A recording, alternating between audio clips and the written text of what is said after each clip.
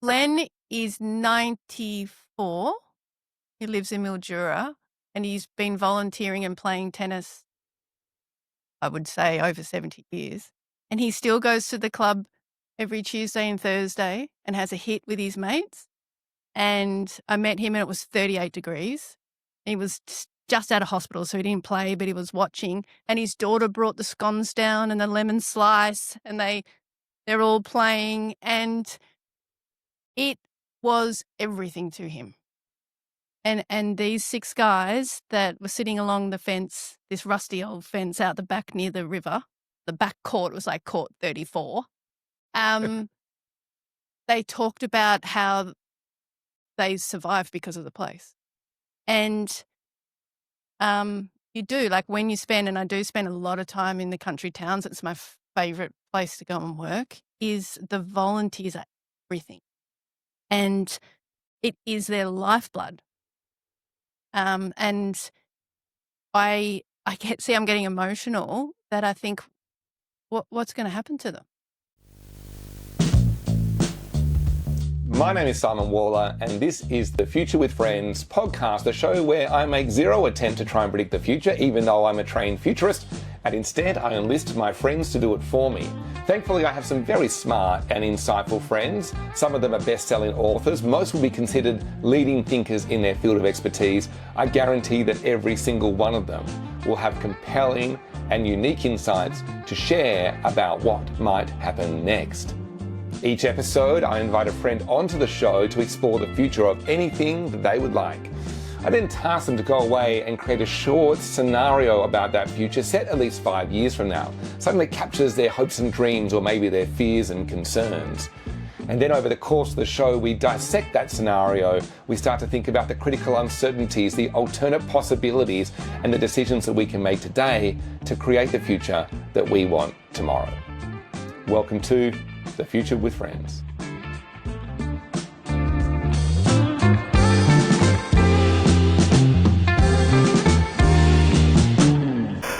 Hello and welcome to episode 13 of The Future with Friends. This is a super special episode. It was the very first episode ever recorded in front of a live studio audience. The guest on the show is Steph Koster, who is the founder of CoCo co-working space on the Mornington Peninsula just outside of Melbourne. I used to work from the space. I met Steph there a few years ago, and over the time that we spent in the space, we obviously found there was a shared deep commitment and love of concepts around community and belonging. And so when I invited Steph on the show, not only did she offer up the space as a place to record in, she also has written this beautiful scenario about what the future of community might look like. What I love about this scenario is it shows a really deep understanding of the challenge around volunteering inside communities and inside sports clubs, but also how this actually ties to a bigger sense of belonging and community in the places where we gather and where we live. It's a really interesting conversation and one that has some really deep twists and turns in it. And I think you'll find Steph's scenario is both very heartwarming and touching, but also raises some really important questions about how we create community and how we sustain community in the places where we live. Welcome to The Future with Friends. Well, welcome to The Future with Friends, the very first time this has been recorded in front of a live audience. Yeah, that's the microphone. Don't bump the mic. Yep. So this is The Future with Friends. This is my friend, Steph. Do you want to talk a little bit about how we met, Steph? How did we meet, Simon? Well, first of all, that actually is really clear. It just came to me. I have a co-working space, CoCo Place, which we are all sitting in tonight. Yes, and delightful space as well, by the way. Thank you. 10 years old, 10 years young. And, one day this tall guy wandered in with his voice and wanted a desk, and he was very quiet and didn't really tell us what he was doing. But I said, we must have been in the kitchen. And I'm like, well, what do you do? Like, I'm a futurist. That is cool. I have no idea what that means, but now I'm like in awe of this really intelligent person sitting next to me. And I think I then ignored you for the rest of the time. I thought he might catch me out. You joined our community, and yeah, it was wonderful. So I've started to sort of become interested in what it actually means and intrigued. And the idea of the School of CoCo to come out of COVID, and let's not mention that word, it doesn't exist anymore, bring people together again, not learn online, gather and share knowledge and feel the energy of others. And that really uplifts us, and that's all community to me. And I wrote down this strategy, and I actually wrote a list of who's going to speak, and I wrote down, and then I was too scared to ask, and then I bumped into you in the community. So thank you. Yeah. And we've become friends and children at the same school, and all these little serendipities now. Yeah, and over the last little bit, we've had a few conversations that are related to the topic today. And we've kind of found some shared passions that we have in terms of our involvement in things like community sport. But even, as I said, like this place itself, CoCo, as an embodiment of community. Can I ask, I've never actually asked you this, what actually brings someone to open a co-working space? Because you did it before it was cool as well. Like you did this back in, 2015 or something? Yeah, 2015, no one knew what co-working was. Quick backstory, I had a diverse background, and every organisation I seemed to work in used a hot desk. Remember that? Yeah. I was in this real corporate environment, and we would hot desk, and we'd pack up our computers and our notebooks in a locker, and then we'd come in the next day and find a desk and log in and dial up, even logged in. And then I found myself managing an advertising agency, and from the ground up, we worked on a new airline launch, and we were just in an empty warehouse in Flinders Lane in Melbourne, and every week employing people from pilots to engineers to government to producers, creative directors, and it was just awesome, like goosebumping stuff every day. And I really learnt that you learn more with different minds around you. And moving down to the peninsula, this is going to sound awful, can I be honest? Yeah, sure. Moved back to the peninsula when I've got 3 kids, and the first one was 18 months old and I was pregnant. And that was a long time ago. There wasn't much going on in Mount Martha. There was like one cafe that sold really good banana bread. That was about it. And I went to my first mother's group. I'm like, I'm out. I thrive on talking about ideas, not people. And that's not judgmental, but I felt like I was dying inside and was commuting to Melbourne to try and find like-minded people and use my creative brain, but it was just too hard. So I started working out of the Milk Bar, which is like our local talk about community. That's where we have our chats. Yeah. There's a few people in here that I meet up at the Milk Bar and we talk about life. And I invited people to work with me on the back table. And I missed working with men and talking to men and ideas and people from different industries. So took the plunge and got a warehouse, and within 6 weeks opened the doors and had to tell people what co-working was. And then it became a real thing. And it's not co-working anymore. So effective spaces is, and I actually cry when I actually say this, it's community. So CoCo originally was co-work, co-create, community, collide. But CoCo now has just formed its own little energy of his or her own, and we all call it the CoCo effect. So it's that sharing of knowledge, working around others, or you're isolated on your own, that we all know what that's like, but day in, day out, working beside people having a great day or having a really bad day, you just do more impactful work. You just see the most amazing real collaborations, and it just touches your heart. And it's a very hard thing to sell or describe, but we've formed this natural community work. So this is interesting. We're going to explore this a little bit further through your scenario. But one of the things that really came up is this idea that we have community at all different scales. Because the other kind of serendipitous thing that happened was I think I came in one day talking through my frustrations as the president of the basketball club about our inability to get volunteers. And you were like, oh, I just happened to run a campaign for Tennis Australia where we got a bunch of volunteers. I was like, yeah, wow. And so there's kind of these people, I think these community groups are really struggling at the moment to try and develop the level of civic participation we need to make those entities sustainable. And I think this idea of, well, how does that play out? And you've experienced similar things in tennis.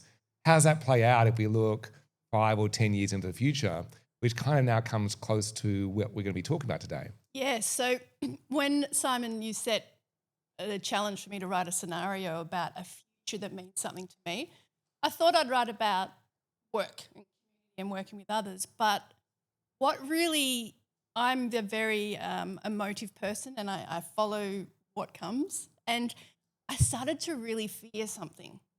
And through my experience, I'm a referee in tennis. I have no time to volunteer at all. I mean, who does? But it's the joy it brings.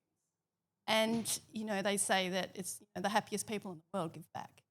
And, I've witnessed going around to regional Australia and to many clubs, but also the biggest fear for me is you only see a certain generation helping. And I've got 3 beautiful kids, one's here, but I don't see them volunteering one day. So this fear rose up. I was like, what does community look like in sport, and particularly community clubs in the future? Because if we don't have the volunteers and we don't have the youth helping, what's going to happen? Like, it's a real problem that everyone's talking about, and everyone says it's too hard, there's no solution. So I challenged myself to. So we're about to find out what happens. Yeah. So you've chosen a topic, you've chosen the future of community, and as part of the challenge, you have to write this scenario set at a point in the future. And my only kind of requirement is it needs to be at least 5 years from now so that we can envision something that's different from today. But you can choose what you wanted. So can you tell us what time frame you've set your scenario in? It's 7 to 10 years. 10 years. 10 years from now. And is there any significance of the timing of this? Yes. Should we just keep that secret for the moment? Yes. And again, I took this on as a challenge, and it really scared me, can I be honest? Like, I just think to even think this way is really incredible. But it surprised me what came up, which you'll see. What came up as we would consider a positive in the world, but could actually be a negative that could decimate community sport. Ooh. All right. I think we have ramped up the pressure. I think we're going to go to it now. Are you ready? I'm ready. Okay, so what's going to happen now is you are going to read your scenario from the beginning to the end uninterrupted. Now, everybody, you would have found a little scroll on your seat. You do have your own copy of the scenario that you get to read along with Steph as we go. That is yours, so you can also mark it up, make some notes, whatever you like with it. Turn it into a paper plane. Everything's legit. But the microphone, Steph, is about to be yours, and you're going to read your scenario. All right? A little glass of red first? Yeah, a little glass of red. Cheers. Cheers to that. Cheers to the future. To the future. To the future. Okay. All right, Steph. Share your scenario with the people. An Aussie tale of community comeback.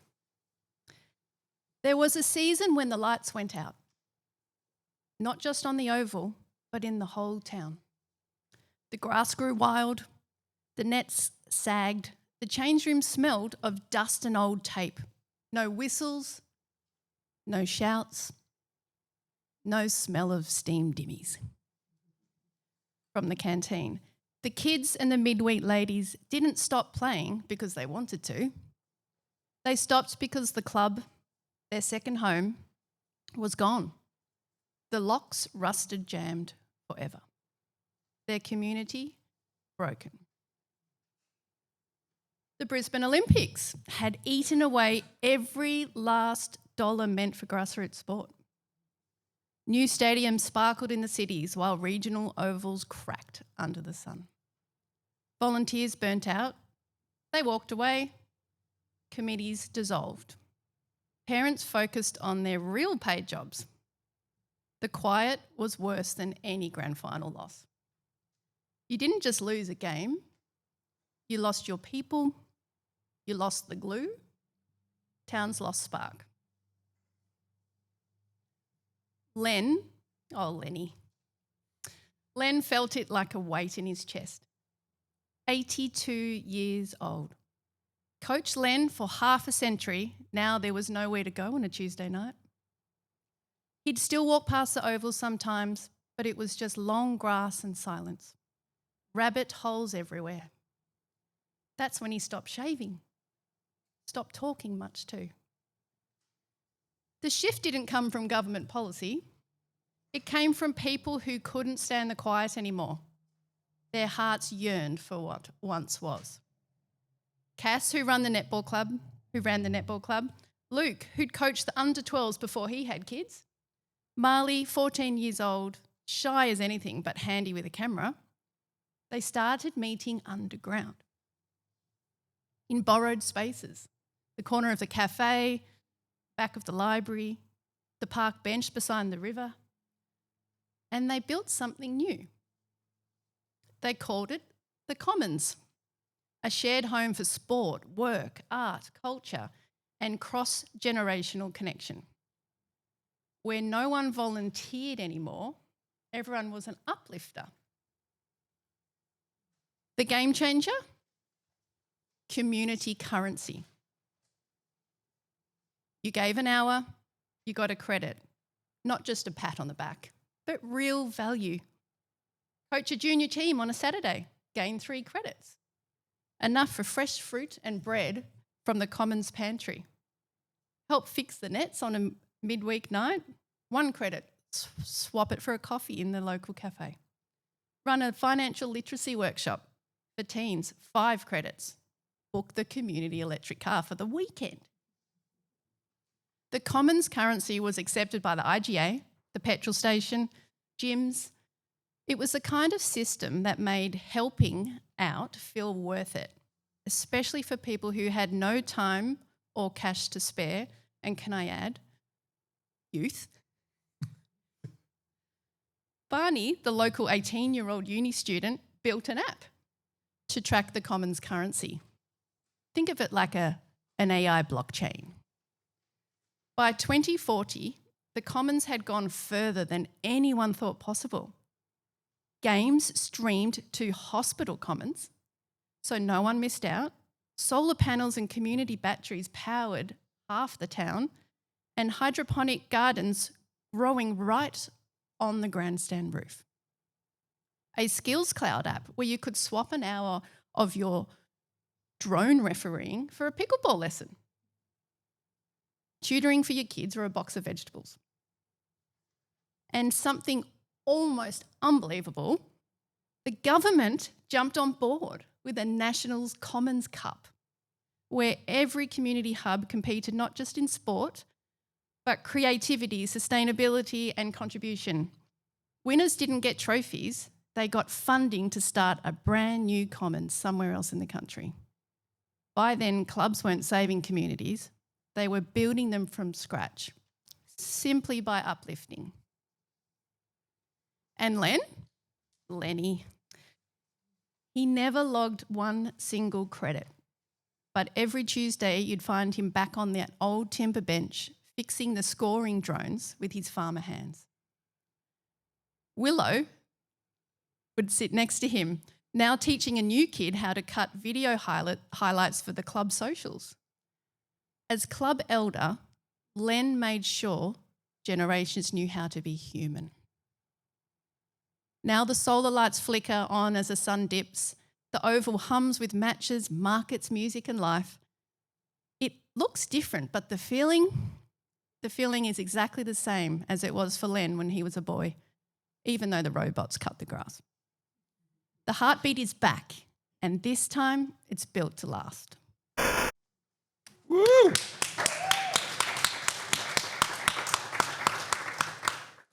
What a great scenario. I'm very optimistic. Yeah.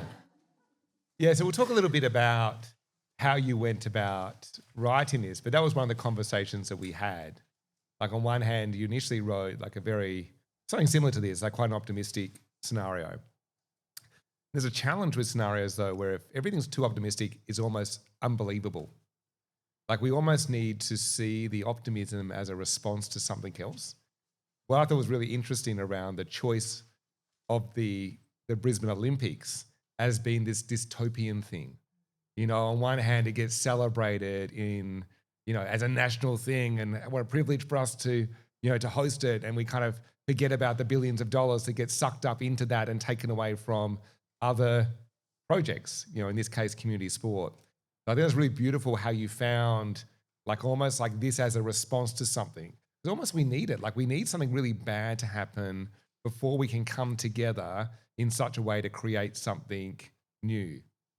So do you want to talk through a little bit about what were some of the signals or the ideas that you went through in creating this? Well, I actually was way too optimistic, and I thought the Olympics might help. And I thought you can't volunteer at the Olympics unless you come from a club. But once I looked into a bit of research, like the London Olympics, there was a completely affected community sport.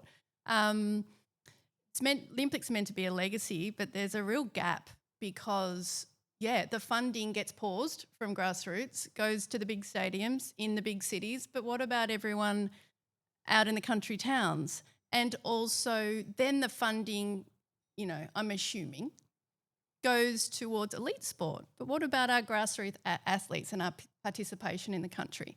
So I thought, the more I thought about it, I'm like, is the Olympics actually what it's already happening?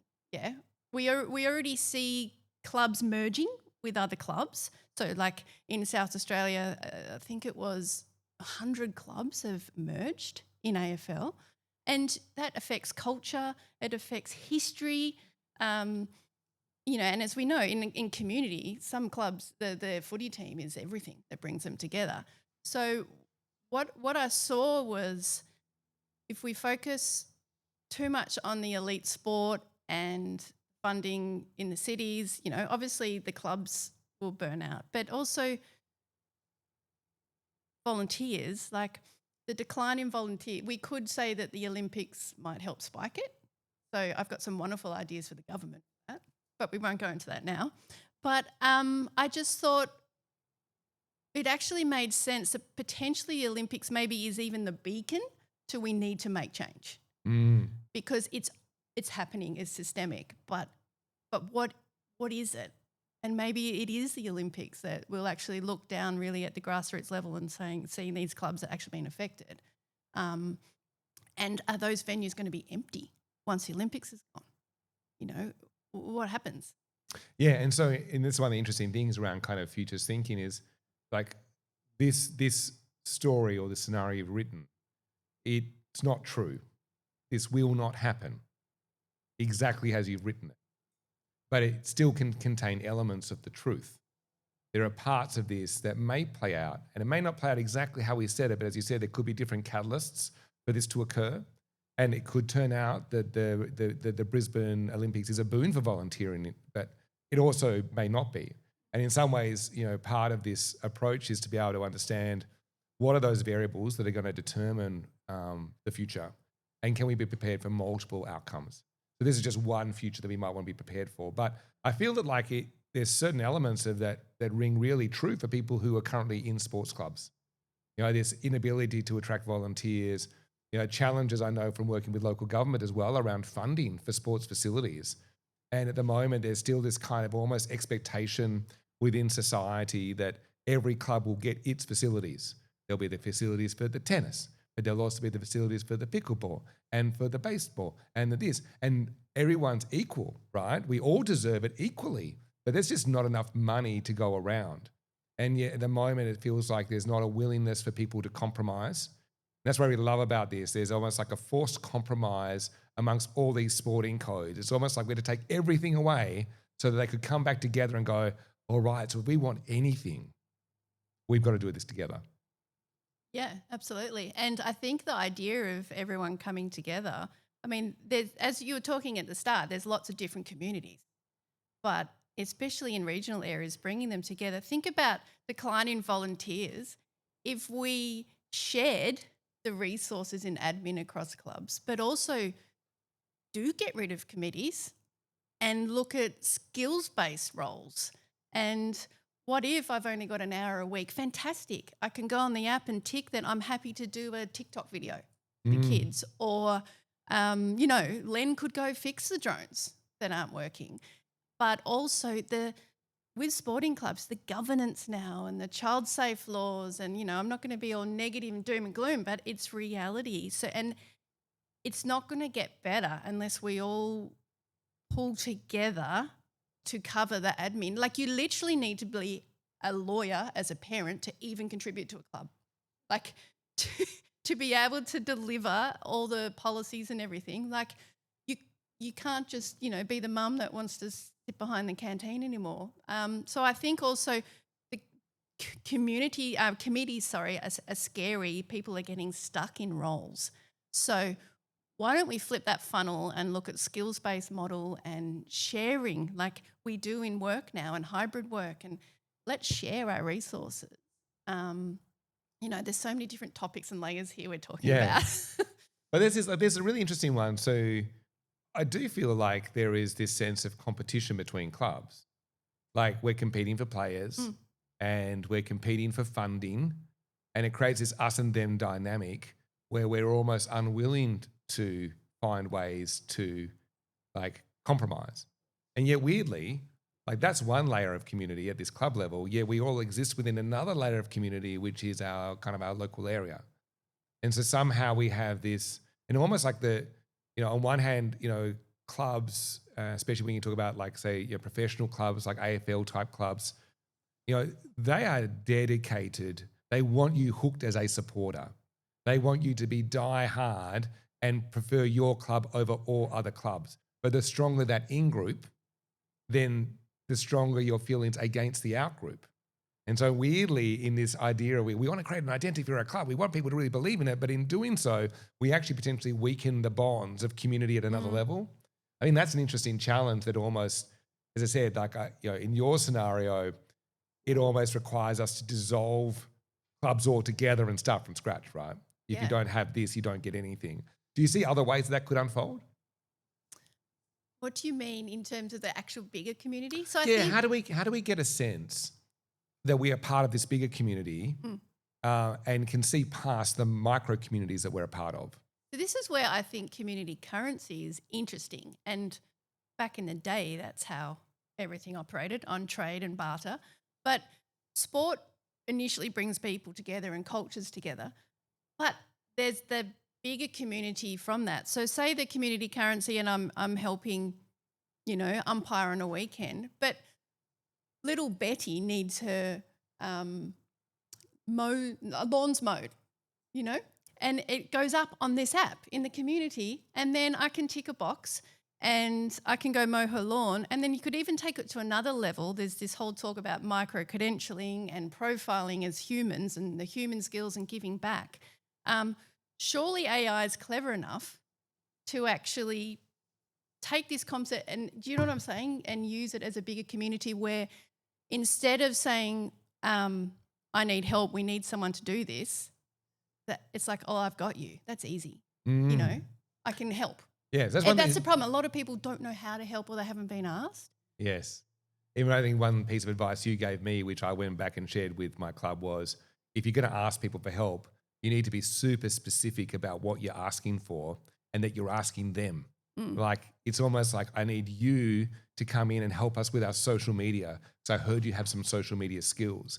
It's almost like anything less than that direct ask. They're like, are you sure you mean me? Yeah. Like, I'm not sure, like, I'm really cut out for that type of thing. And again, even the other one, which still sticks with me as well, is like, find another name. Like, don't call it like the marketing officer or the committee member. Find another way of actually then to go, oh, okay, this sounds like, that was a friendlier term we could use. Yeah, be relatable. I think too, like storytell, like, why do we volunteer? It's emotion. It's how we feel. Like, share those stories. Yeah, I'm a big believer in that. Yeah, so this is, when the stuff you shared with me about what you did at Tennis Australia. You want to share a little bit just about how that campaign, like what it looked like?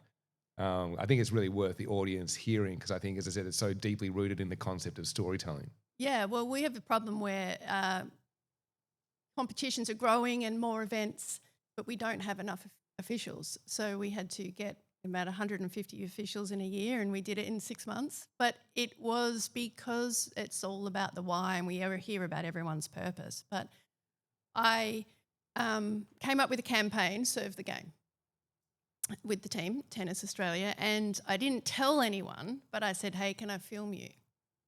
And just put a camera on them. Didn't tell them what I was going to ask. And I said, why do you serve the game?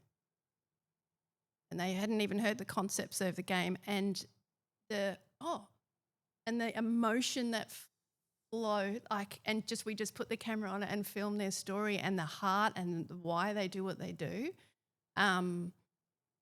Yeah, it was amazing. I mean, we're talking about so much here. Yeah, that's all right. The conversation will go exactly where it's meant to go. And now a word from our future sponsors. Why would you commit to changing postcodes before you've even checked out the locals group chat? With OK Neighbor, you can sample a new neighborhood with an obligation-free 28-day trial. Test out the local park runs. Try your hand at passive-aggressive lawn competitions. Come along to the committee meetings you'll never attend again. 28 days, one hood, no strings attached. OK Neighbor. Because neighbors should be forever. Or at least until the trial expires. And so, yeah, we're bringing it back, though. That's interesting. So, super powerful project for Tennis Australia that makes people even more yeah, we love tennis, right? Like, and in doing so, potentially has the chance of eroding other forms of community. Absolutely. So that was the one thing that I really loved about this scenario was that you started in the genesis of it is in that sense of community sport, but you very much made this actually a bigger conversation around community. Because that's one of the challenges, even like, we put the call out to volunteers at, say, the basketball club, and we kind of like, are you in a position to volunteer? And people say, well, most people say no. But you don't know if they're saying no because they're actually already volunteering at the Life-Saving Club, or they're a single mum and they just really do not have the capacity between two jobs and the kids they're looking after, or whether they're just kind of doom scrolling on a Thursday night and really could have easily given you an hour. Like you don't have an easy way of telling the difference between those things. And on one hand, I'm completely legit that people are volunteering elsewhere. That as much as I have this community of the basketball club, we are all part of another community and we need to be able to support those things as well. But I really want to know the people who are just watching Netflix. Yeah. They're the ones I want us to be able to go to them. Literally all I want from you is a show a week. One show, 1 hour show. Give that to me. I only need an hour a week. That's all I need from you. So I do love that you captured that in this, in the sense that first of all, the clubs had to come together. They wanted something, but also that they also had to find a way of growing the concept of community to be bigger than sport. Was there something that fed into that for you, or was there? I know that we have some scattered around the room, some of the signals that both you identified and I identified. I think I shared one about a town in Western Australia, and I think it's Parongarup, where the locals came together and bought the pub, the petrol station, So cool. and the local supermarket. And they're like, we can't survive as a town without those three things. So we're just going to buy them, we're going to own them, and they're going to be ours. They're the communities now. And that's almost what I heard of a bit in what you're proposing was this bigger sense of ownership. Was there things that you have seen or articles you've read or conversations you've had that kind of triggered that for you? Yeah, actually, there's someone in the audience here actually who has a group that started off just going for walks, mateship, and they didn't to support each other. Just go for a walk, women walk and talk. We've got our support, but Merv, he just was like, I'm going to be, there's the milk bar again, at the milk bar at 6 o'clock on Sunday every month. And he's got this whole crew of men that walk and they support each other. And what's come from that is the coffee chat. But the signal there for me is they now have pulled together their skills and they go and help community projects. So they do a working bee at the local youth centre. They'll go to the food bank and pack up food and move it. So they've actually, within their little micro community where they were just helping, supporting each other without even knowing it, they're now helping others. And I think the more, as you said, the micro communities blend into the bigger, you get this flow-on effect of, receiving, giving and repeat. And it just becomes then a new system and a new mindset and a new way of life and culture. And there's a lot of us here are probably really big givers in our communities. But the more that we all do it, I think that'll just have a wave effect. But I think it's interesting you mentioned, the micro community. What would that be called, where the micro just keeps growing into the macro? Yeah, and so, I mean, I don't know the answer to that particular question. So. But you're really smart. I know this is awkward. I think it's called a holic. Is it holicky? Like where you have a whole, like holes are part of a bigger whole. Never heard it.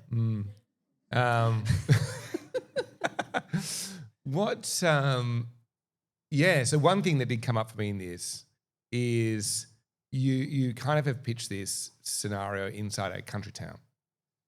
And it almost feels like a little bit believable because within the country town, at least we know where the border of the town is. Yeah. So we know people who are in the town and we also know people who aren't in the town, and we can do this in our town.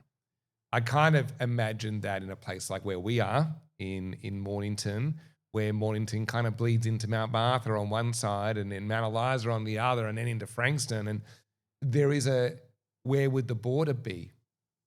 There's still this issue of like the community gets bigger, but in some ways as we spread ourselves thinner, we lose some of the power of community, which community am I a part of?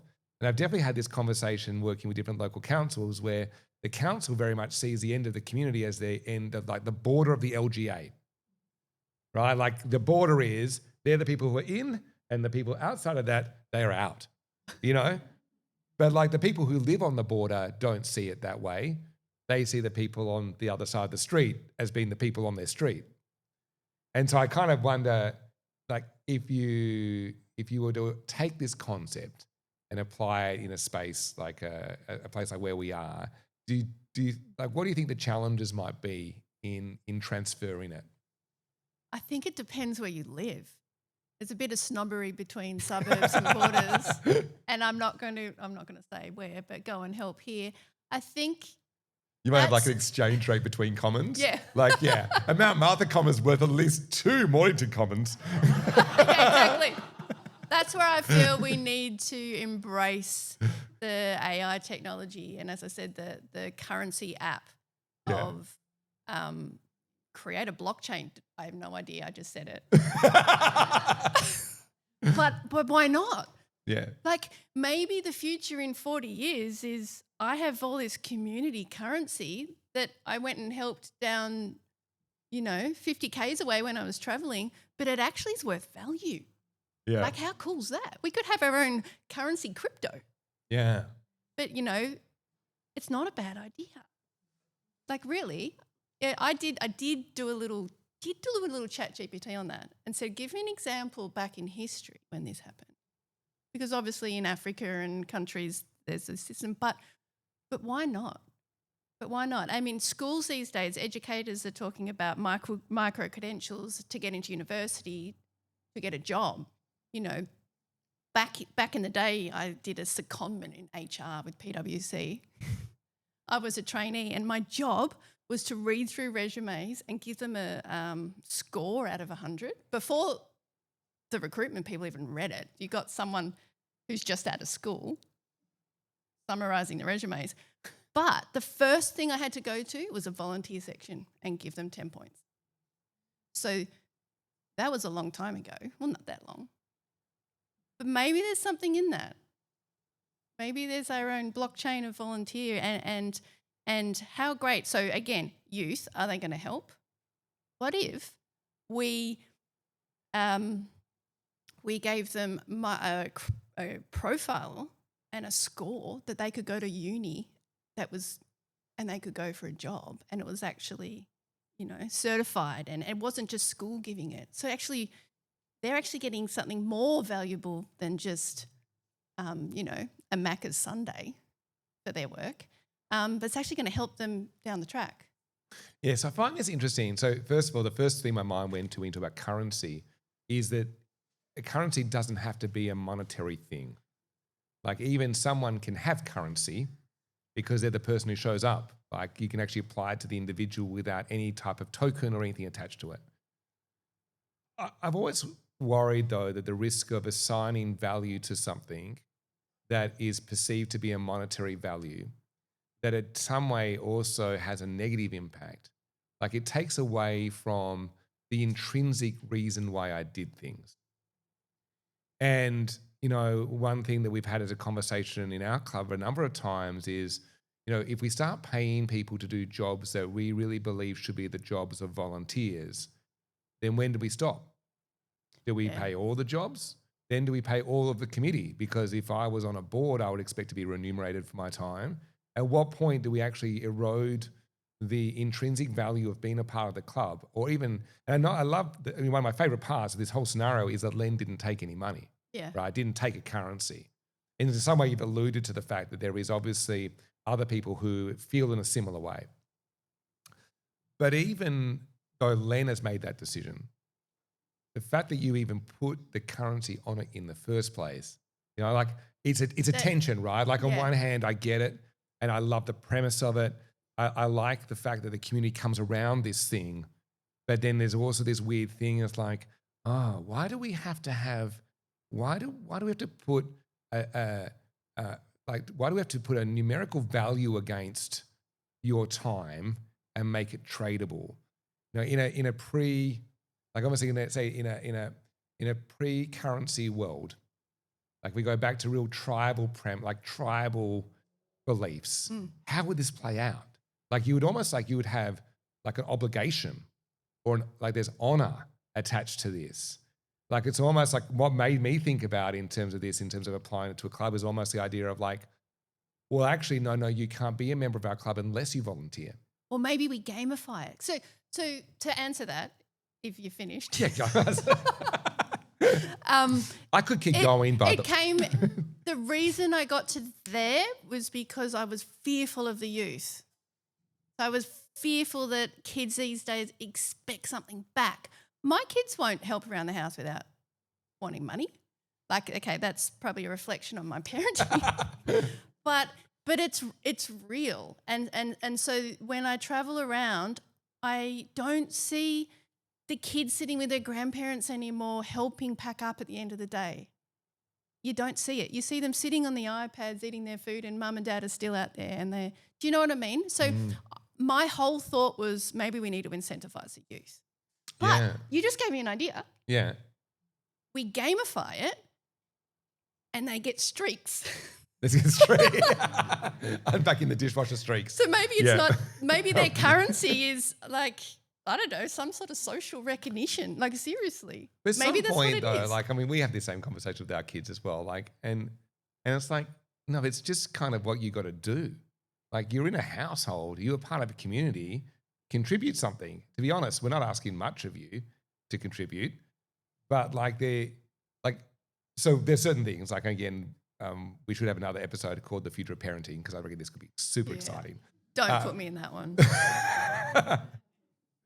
But I do think yes, on one hand, we have a tension as parents about we're trying to prepare our kids for the real world and jobs. And we kind of use kind of money as an example of how do you save and all these things and prepare yourself for the capitalist society that we all live in, right? And yet the other part of this is that if you think about it, like families are the most socialist structures in the world. Like families are entirely socialist. In a capitalist world, the family is the most socialist thing in existence. Like one person goes out or two people go out and they earn all the money, then they share it evenly with everybody, right?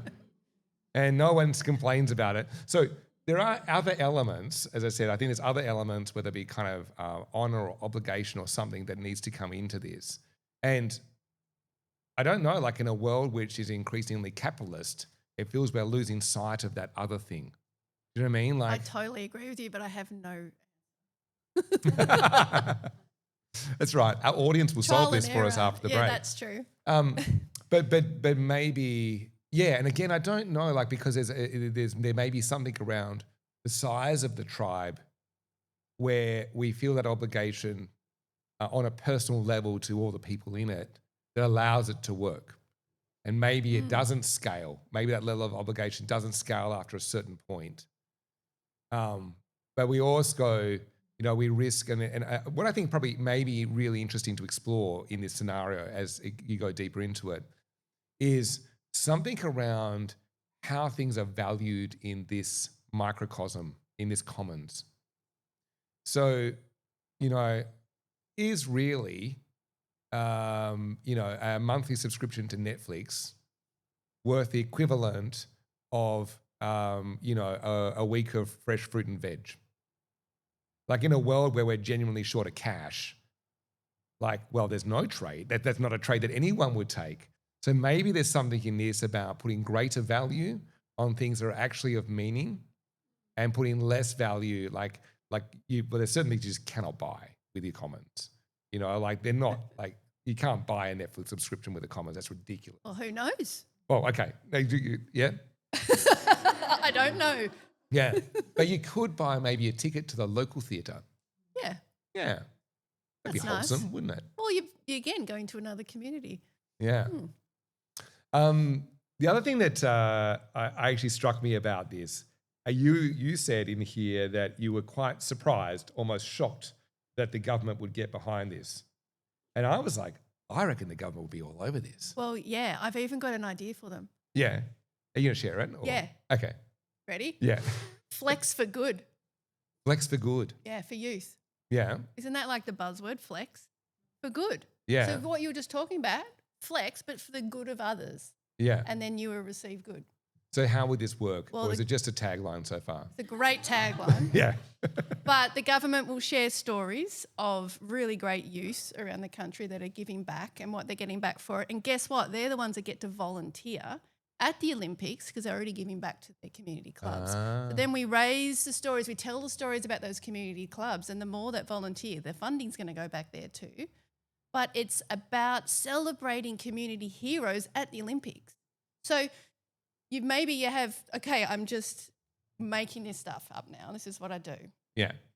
Flex for Good, at every podium at the Olympics, you also have your Flex for Good volunteers in the same presentation. So it actually is helping sport across the globe. Flex for Good, we're actually celebrating volunteers throughout the entire Olympic journey. Oh, I just thought I'd throw that in. No, I like What do you this reckon? idea. I reckon that you actually have like a multi-tiered set of podiums. Yes. And the volunteers go on the higher tier. Yeah. Because ultimately, the other people wouldn't have been there without them. And they present the medals. Yeah. Yeah, the winners. Yeah, I like it. Yeah. But I do think that there's, there was something, I did a little bit of work in a regional rural council. And one of the things is that, like, so the council itself doesn't have the resources to, say, like, mow the median strip. So what they've done is they provided the lawnmower and the petrol, and they've left it in a shed. And then the locals can just go and use it whenever they want to mow the median strip if they want to mow it. Like, it's up to them, right? Like, but then the council will come around and make sure the mower's fixed and there's petrol in it, right? But it's almost like, I think there is such a cost pressure on local government. They would fall over themselves to support an initiative that saw clubs take greater ownership of their facilities. Like, I think we're still in a state, like, again, like, there's, been basketball on it. Like, I think they're short 7 indoor basketball courts on the peninsula. And by the time they build them, they'll probably be short another 5, if they ever get built, because no one's got the money for it, right? But everyone's still in that situation of, I want this, I want this, I want this. No one's going, hey, you know what? We should do this. We could own this. And it's not funding, that's not the conversation. If we don't have the community and the people to, even if the funding comes, we don't have the volunteers to support it, there's still no club. Yeah. It doesn't matter how fancy the facilities are. Yeah. You still don't have the people and the culture, and it's so great Aussie. I'm being biased, but I'm pretty sure it's pretty special to Australia, our community clubs. Oh, you think it's different here than, say, other places? Yeah. All right. I think it'd be more commercial in other places. Yeah, well, I think about, I know for a friend of mine who's from the US, supporting an NBA team is almost cost prohibitive. So most people, if you're a basketball fan, will have a college team that you support because you can Yeah. afford to go to college games. You just can't afford to go to NBA games. So I wonder, like, if that trickles down, what happens to the point where, like, well, we can't afford to go to the big smoke to the AFL, but we can go and support our local teams. So I think that that's a really interesting the premise as well. We talk about the idea of the elder in this. Yeah. Talk about Len. This is actually a story. Len. I actually met Len. I hope he's still alive. This is actually, again, I pull on what I've felt and feared in my own experience. So Len is 94. He lives in Mildura and he's been volunteering and playing tennis, I would say, over 70 years. And he still goes to the club every Tuesday and Thursday and has a hit with his mates. And I met him and it was 38 degrees. He was just out of hospital, so he didn't play, but he was watching. And his daughter brought the scones down and the lemon slice, and they're all playing. And it was everything to him. And these 6 guys that were sitting along the fence, this rusty old fence out the back near the river, the back court was like court 34. They talked about how they survived because of the place. And you do, like when you spend, and I do spend a lot of time in the country towns, it's my favourite place to go and work, is the volunteers are everything. And it is their lifeblood. And I'm getting emotional that I think, what's going to happen to them? When scoring drones are already a thing, we'll have robots bringing out flipping sausages at Bunnings soon. Like, what about these guys? So for me, Len, the opportunity for clubs is to make them the elders. Why? Because our youth need to learn how to be humans. So soon the coaches are going to use AI tools and probably avatars doing skills within the next 5 years. But we need Len there to tell you as a coach how to deal with a tough parent, how to deal with poor little Johnny that, didn't get enough court time and he's really sad. The elders know what to say, but are our youth going to know how to deal with that human? So creating elders within the club, I think, is the glue to humanity moving forward when it's obvious that tech is starting to play a big job in sport. So it brings up it's for me, the humanness. yeah. And I go, oh. It brings up for me, the last episode I recorded with a friend of mine, Anton, we were talking about the future of immigration. And we were talking about how long it takes, though, for you to become settled in a place, like to feel a sense of belonging. And he talked it through the lens of, an immigrant who's come to Australia. But I understand the stats are like, even if you are like from here, like, say you're multi-generational Australian and you move from one suburb to another suburb, it still takes you 5 years before you feel a sense like I belong, right? And I've always had It's this 10 years here before you're a local. 10 years. I think if you're in Rome, it's multi-generations Whoa. before you can be considered Roman. Yeah. But I think the other thing is we become so fleeting, like we all move so often that we actually take away that chance to belong. And I only just thought through it in this moment about this concept of I've been down on the Mornington Peninsula for now nearly 10 years. Oh, nearly a local. Yeah, we're not a local from Mount We'll have Martha, to have a though. local party. Yeah, I've only been 4 years in Mount Martha, though, so I can have the kind of the shallow The big border party. the border party. Yeah, Yeah. something like that.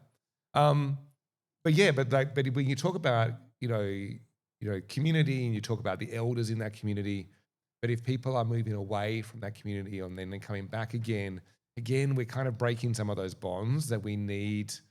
Like I really believe. So Len could meet every new member, make them feel welcome. Yeah, yeah. As long as that's tough for Len though, as well, if you think about it, like having that responsibility to be that for everybody. Like it should be a shared responsibility and there should be a mutuality with it. Like for Len, needs for him, the benefit comes from seeing the growth and development of the youth. To know that he's passing on that club to the next generation. It's going to be looked after, that other people will have the experience that he had. Yeah, you we're know? happy. Yeah. I think you'll find have a chat with Len about this. Yeah, I like it. Yeah. Good idea though. Yeah. I can actually see like beautiful rugby jumper. Remember them? Yeah. Rugby jumper for the elder. Yeah. Elder. Yeah. Club elder badge.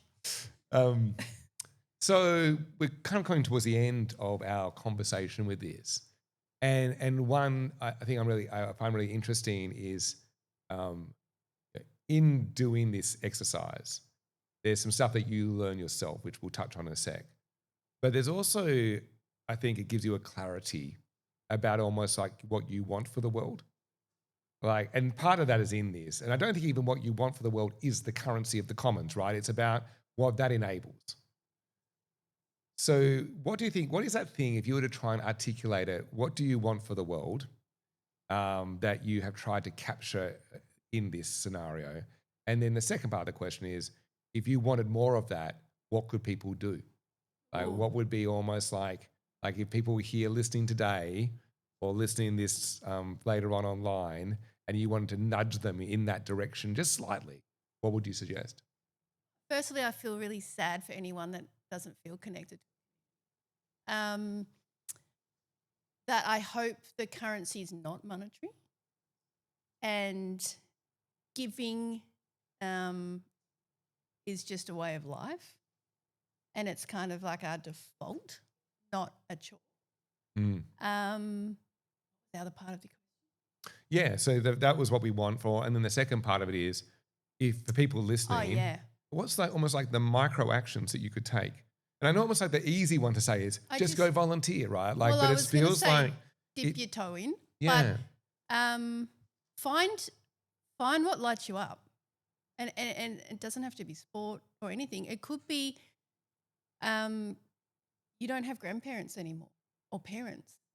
Maybe you just go and have a cup of tea with someone down at retirement village. Like, what lights you up, or what are you missing out on in your life that would fill your bucket up a little bit more?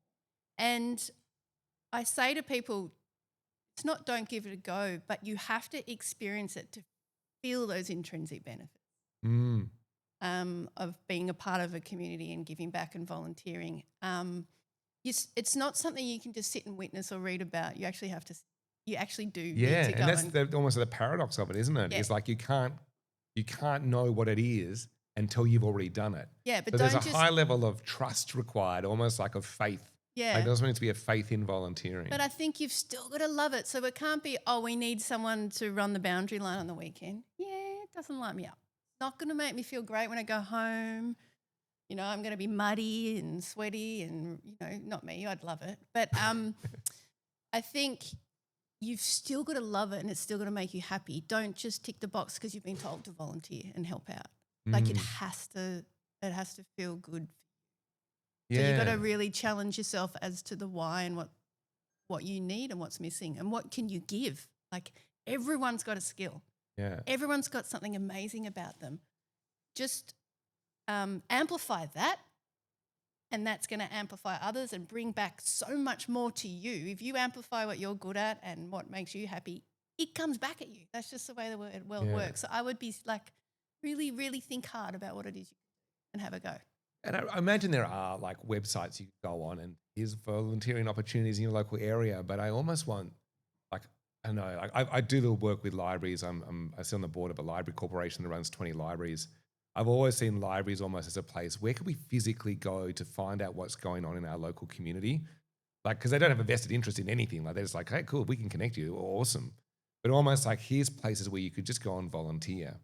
And I do think, like, one of these things that's going on around, this kind of sense of loneliness in the community, there is almost like it's the antidote to so many things. And yet trying to get people over that hump of just experiencing it for the first time. But also, I suppose part of that is maybe, for the people like, myself and others here are involved in clubs, how do we actually make the first volunteering opportunity special? That's a whole nother podcast. There is research on this, and we did research in tennis. But if your first experience isn't wonderful, they won't come back. Yeah. So if you make sure the right elder or someone is with them and they have a wonderful first experience, you probably got them for life. Once you've got a volunteer for a year, you have them for life. Right. So it's about the experience. Right. So our lack of volunteers, you're saying, is my fault. Yep. It's the president's fault. You got to make sure the journey's good. Last question is about your own experience. Like, I've loved doing this with you, by the way, Steph. Like, your enthusiasm for it, like from the beginning, marked with balanced with some trepidation, but your enthusiasm for the process. I think you like the trepidation was to do with this part of it, where we had to sit in front of an audience and talk it out. But your enthusiasm for the process has been so beautiful to witness. What's it been like? What have you got out of it yourself, having done this? Oh, like I actually do. Well, I thought I did. I actually write strategies for a living, for communities and brands. And I thought I knew what I was doing, but no, I've learned so much to just really stop and think. I'm a very optimistic person. So I think when I originally did it, it was like, this is way too good. And you said, give me some dark.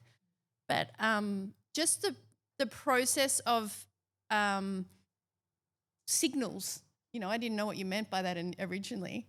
But think about the future that you want, but then what are the signals along the way, or what are the signals showing up in life that are making you want to think about this future? But is there a big event that's going to cause that to drop?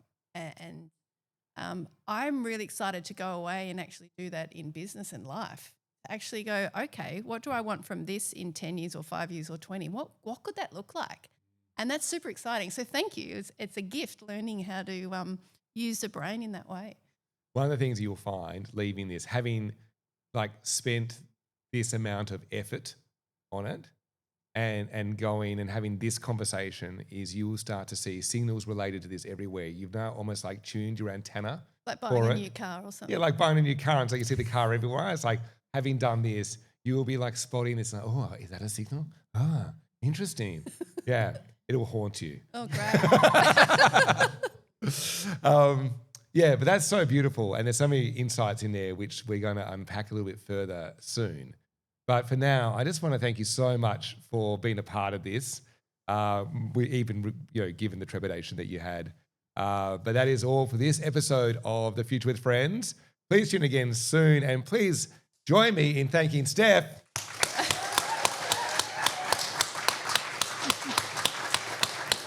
It was fun. Well, that is all for this week's episode of The Future with Friends. If you've enjoyed the episode and you want to support the show, the number one thing you can do is share it with your friends. In fact, it would give me no greater joy than to think in a small way the conversations I'm having with my friends could be a positive influence on the conversations that you are having with yours. Other ways to support the show include going onto the podcasting platform of your choice and giving us a rating. Obviously, I would like it to be 5 stars, but you should ultimately do whatever feels right for you. And if you don't feel quite ready for that yet, if we're not at that point in our relationship, the other thing you can do is send me small gifts in the mail. I always enjoy receiving them. Well, that is all for this week. We will be back in another couple of weeks with the next episode. And so until then, my friends, I look forward to seeing you again.